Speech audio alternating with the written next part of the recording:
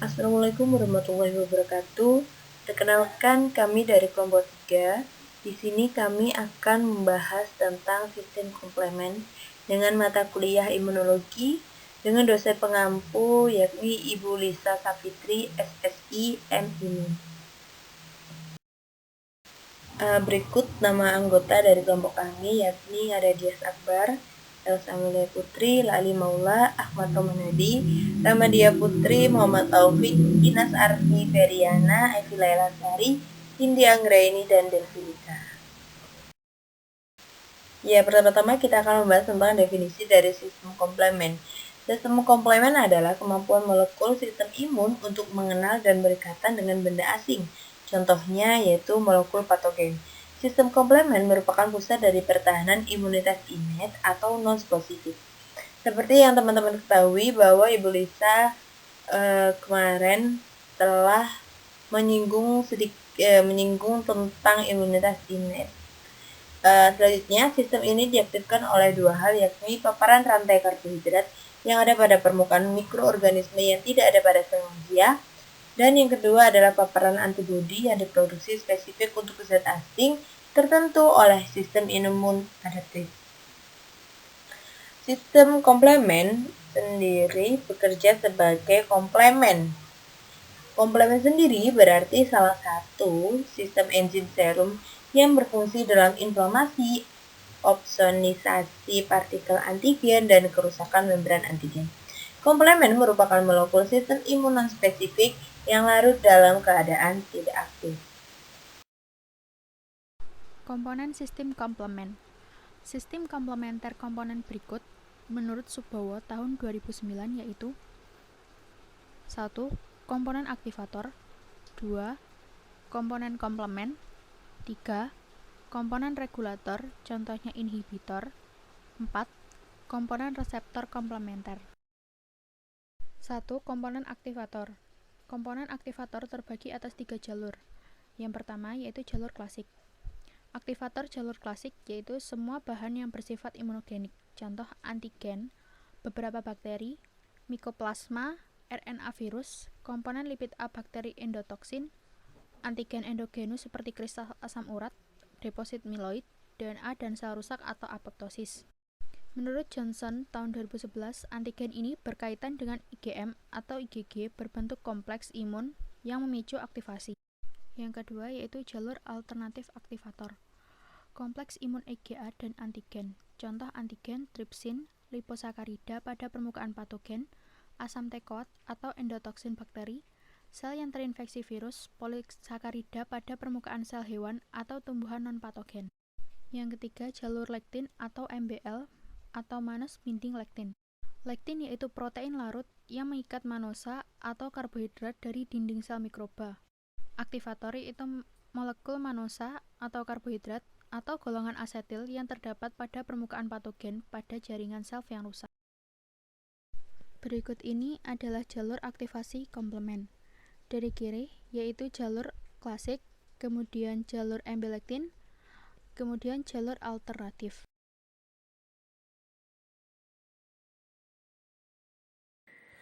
Yang kedua, komponen komplementer. Komplement yang terlibat yang pertama jalur klasik yaitu C1, C4, C2, C3, C terminal atau C5 sampai C9. Yang kedua ada jalur alternatif atau properdin yaitu C3, faktor B, properdin, faktor D, dan komplement terminal. Yang ketiga ada jalur lektin yaitu MBL, MASP1, MASP2, C4, C2, dan komplement terminal. Sifat komplement. Aktivasi merupakan reaksi kasket atau reaksi satu berikatan dengan reaksi selanjutnya. Komplement yang aktif sejumlah molekul efektor yang memiliki efek biologik. Yang pertama ada fagositosis atau opsonasi, yang kedua MAC membrane attack complex. Bersirkulasi di plasma darah dengan bentuk inaktif. Zymogens atau enzymes that must be modified in order to be active. Selanjutnya head labil atau inaktif pada 560 C selama 30 menit. Keberadaannya 10% dari total protein serum. Selanjutnya disintesis di hepatosis, sel T, sel epitel, sel endotel, neuron, dan sebagainya.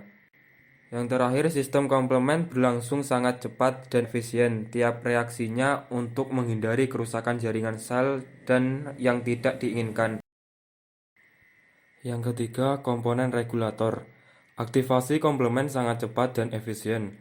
Saat ini jaringan sel akan dilindungi oleh protein regulator plasma atau membran. Normalnya, komponen komplement beraktivitas menempel pada permukaan patogen.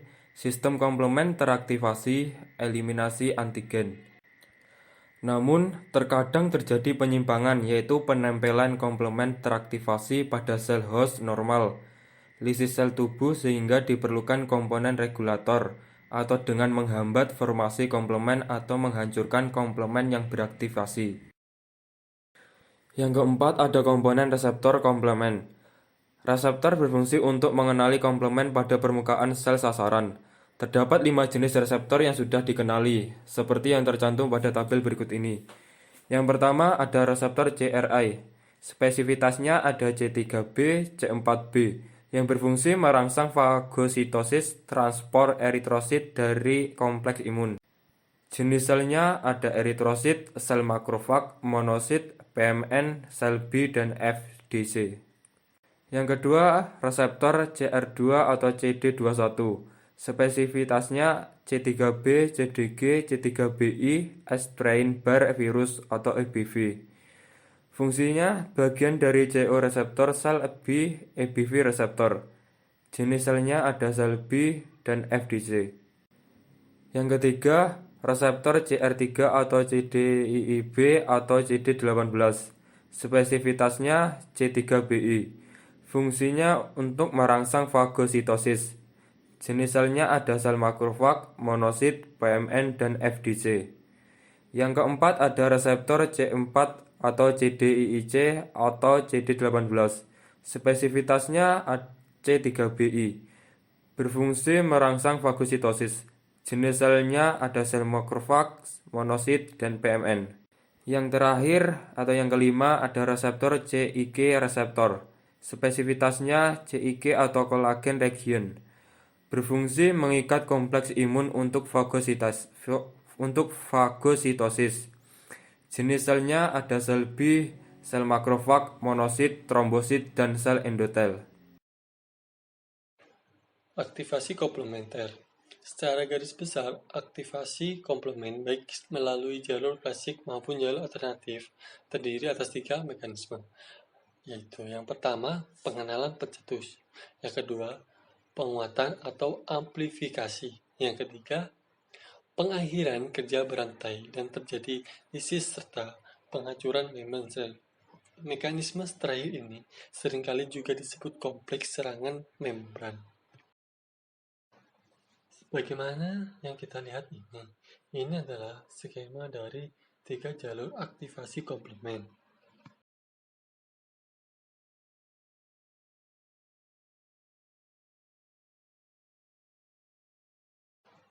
Lanjutan, aktivasi komplement menghasilkan diaktifkannya komponen komplement tertentu. Komponen komplement yang aktif menghasilkan efek biologikal yang berfungsi untuk lisis sel target, opsonisasi, mengaktifkan respon inflamasi, dan kleransi kompleks imun. 1. Lisis sel target. Aktivitas komplement yang terjadi di permukaan sel bakteri sehingga membentuk MAC atau Membrane Attack Complex Lysis Osmotic Cell Batteri. Umumnya melisiskan bakteri gram negatif karena memiliki lapisan peptidoglikan yang tipis sehingga mudah mengalami MAC. Komponen komplement yang berperan terhadap lisis antigen yaitu komplement terminal, yaitu C5b sampai C9. 2. Opsonisasi. Opsonin yaitu molekul yang dapat diikat oleh bakteri atau antigen dan oleh reseptornya pada sel fagosit, sehingga memudahkan fagositosis. Opsonin disebut juga binding enhancer pada proses fagositosis. Bagaimana fagositosis pada respon imun primer? Fagosit tidak memiliki reseptor kuat pada Fc dan IgM. Opsonisasi sangat terbantu dengan adanya komplemen. Komponen komplemen yang berperan yaitu C3b dan C4b.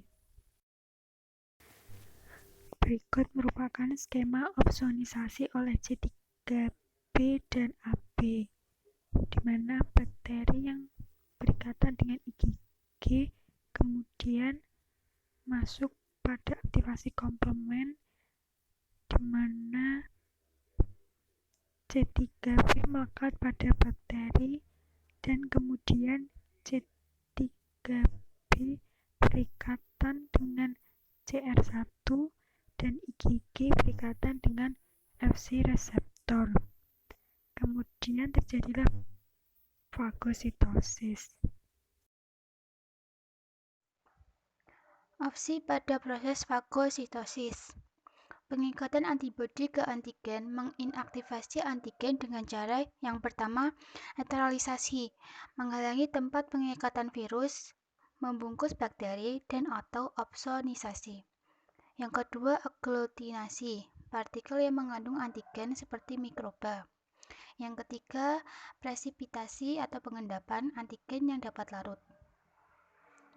Dari ketiga tersebut akan mengikat dan membentuk fagositosis. Fagositosis tersebut diselimuti oleh makrofaga. Yang keempat, fiksasi komplemen atau aktivitas komplemen. Dari gambar tersebut, komplemen perlukaan atau kerusakan pada sel asing menyebabkan sel lisis. Yang ketiga, mengaktifkan respon inflamasi. Poin pertama, terjadinya inflamasi akan mengakibatkan yang pertama, naiknya suplai darah ke tempat infeksi. Yang kedua, naiknya permeabilitas kapiler. Yang ketiga, migrasi AB dan sel fagosit atau se-efektor inflamasi dari sirkulasi ke sel atau jaringan terinfeksi. Pada poin kedua, aktivitas komplemen C3 dan C5 akan membentuk anafilaktosin C3A, C5A, dan C4A menjadi degranulasi mastosid dan basofil, kemudian melepas histamin dan menjadi espon inflamasi. Yang keempat, clearance kompleks imun. Yang pertama, terjadinya kompleks imun AG dan AB akan mengendapkan reseptor komplemen di permukaan kompleks tersebut. Yang kedua, jika kompleks AG menuju AB tidak disingkirkan, maka deposit di jaringan yang normal akan terjadi inflamasi dan penyakit autoimun.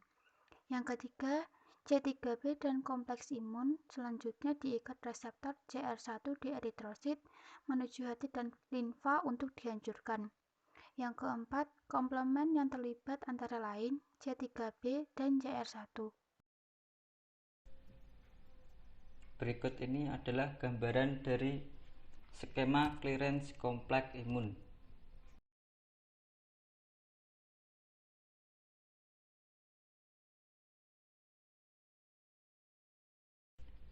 Definisi komplementer. Definisi komplementer yaitu rentan terhadap suatu penyakit atau justru menimbulkan kerusakan jaringan yang parah. 1. Jalur klasik. Defisiensi C1Q, C4 dan C2 paling sering terjadi pada pasien SLE. 2. Jalur alternatif. Defisiensi C3 terkait dengan infeksi piogenik berulang, defisiensi properdin faktor B atau faktor D. Infeksi meningokal tidak terkait atau autoimun. Contoh, defisiensi inhibitase 1C1 seperti aniodem, heterodem di kulit, saluran cerna dan nafas. Defisiensi DHF dan CD59 regulator komplemen paroxysmal nocturnal hemoglobinuria, hemolisis, RBC, intermittent current deposit yang tidak teratur akibat aktivitas komponen pada permukaan sel. C1 sampai C3 merupakan komponen yang umumnya berfungsi sebagai opsonin. Defisiensi C1 sampai C3 yaitu rentan terhadap infeksi dari insulasi bakteri, di mana opsonisasi diperlukan pada pertahanan primer host dan enkapsulasi bakteri. Contoh seperti Streptococcus pneumoniae, Streptococcus pyogenes, dan Haemophilus influenzae. Komponen terminal yaitu berfungsi sebagai bakterisida atau MSC. Definisi C5-C9. Rentan terhadap infeksi spesies Neisseria seperti bakterisida sangat diperlukan untuk pertahanan bakteri tersebut.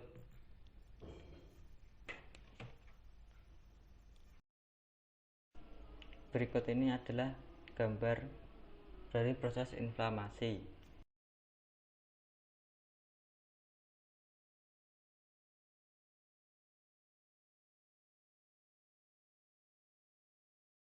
Inflamasi adalah respon protektif dari tubuh untuk memastikan pemusnahan stimuli yang rusak atau proses perbaikan jaringan yang rusak. Inflamasi merupakan fase pertama yang berlangsung segera setelah perlukaan atau influx neutrofil ke tempat terjadinya luka. Inflamasi proses setelah perlukaan yang bertujuan untuk membatasi invasi dan kerusakan jaringan. Dapat terjadi secara lokal, sistemik, akut, kronis, serta berpotensi menimbulkan kelainan patologis. Selanjutnya, bisa dilihat di skemanya. Yang pertama ada trauma, yang kedua ada agen klinik, yang ketiga ada infeksi mikroorganisme, yang keempat ada keadaan panas atau dingin, yang akan menimbulkan kerusakan jaringan atau tissue injury. Inflamasi akut. Yang pertama, respon awal terhadap stimuli berbahaya. Yang kedua, peningkatan plasma atau leukosit ke daerah luka. Yang ketiga, peningkatan berbagai macam tipe sel pada jaringan luka atau jaringan tersebut atau wound healing. Inflamasi kronik terjadi oleh autoimmune disease dan chronic disease. Selanjutnya, ada what cause information atau penyebab dari peradangan. Yang pertama ada daily living atau kehidupan sehari-hari. Yang pertama ada diet, worry atau kecemasan atau kekhawatiran, sunlight atau sinar matahari, stres, dan ada juga cosmetic ingredient atau bahan kosmetik dan other chemical atau bahan kimia lainnya. Dan ada juga tissue death, ada juga injury atau cedera, ada juga ionizing radiation atau radiasi pewarnaan, infeksi patogen, allergens atau alergi, dan imunologi causes atau penyebab imunologi. Selanjutnya yaitu tujuan inflamasi, yaitu reaksi pertahanan diri terhadap infeksi maupun trauma fisik dan zat kimia yang merusak. Menghilangkan dan menghancurkan zat asing, memusnahkan sel dan jaringan yang rusak atau nekrosisi. Selanjutnya untuk mempersiapkan perbaikan pada jaringan yang mengalami kerusakan dan membantu dalam penyembuhan.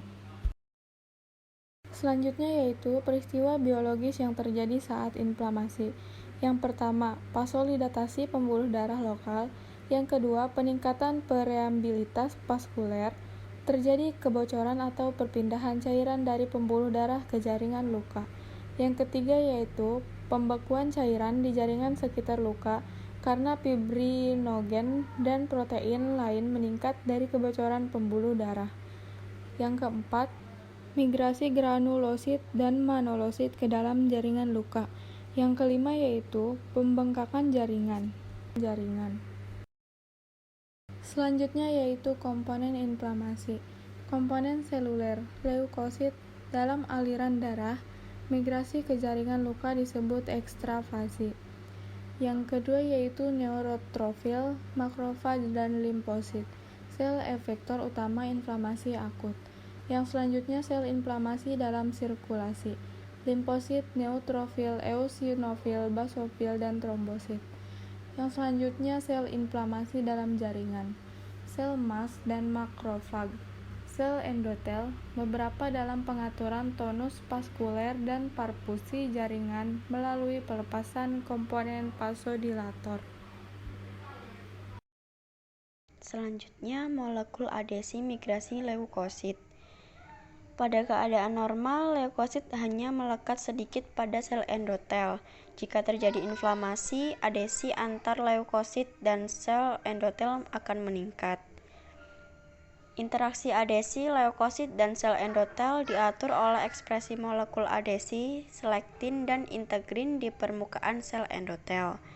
Inflamasi akut terkait dengan pelepasan mediator. Pelepasan mediator inflamasi meningkatkan, yang pertama dapat meningkatkan adesi, perubahan arus darah, marginasi, migrasi sel-sel neutrofil, monosit, dan eosinofil ke pusat inflamasi. Selanjutnya ini ada proses marginasi. Marginasi adalah proses akumulasi leukosit di tepi pembuluh darah. Nah, seperti ini leukosit ya. Ini adalah bulatan-bulatan, ini adalah leukosit atau sel darah putih. Nah, selanjutnya leukosit ini akan berguling-guling pada permukaan endotel untuk sementara melekat pada endotel. Proses berguling-guling tersebut dinamakan dengan marginasi rolling. Nah, leukosit ini akhirnya melekat kuat pada permukaan endotel sebelum merayap di antara sel endotel dan melewati membran basalis yang akan masuk ke ruang ekstravaskuler atau diapedesis. Baik, itulah presentasi dari kelompok kami. Apabila ada kesalahan, kami mohon maaf dan akan kami perbaiki. Sekian dan terima kasih. Wassalamualaikum warahmatullahi wabarakatuh.